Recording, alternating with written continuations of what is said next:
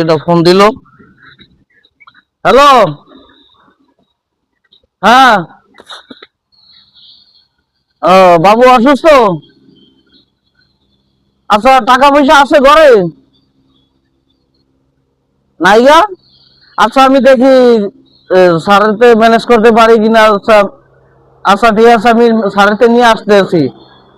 ঠিক আছে, রাও। আমি একটু, বাচ্চা অসুস্থ তো, আমি একটু স্যারের কাছ থেকে টাকা নেবো। একটু আসেন তো। আসসালামু আলাইকুম স্যার। ওয়ালাইকুম আসসালাম। স্যার, আমার বাচ্চাটা অসুস্থ, আমার 1,000 টাকা লাগবে স্যার।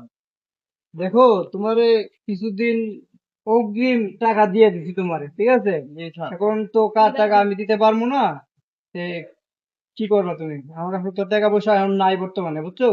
এখন টাকা আমি দিতে পারবো না। আমাদের গরিবদের একটু কষ্ট, কিন্তু বড় লোকদের টাকা আছে ভাই, কিন্তু দেওয়ার মতো মন নাই।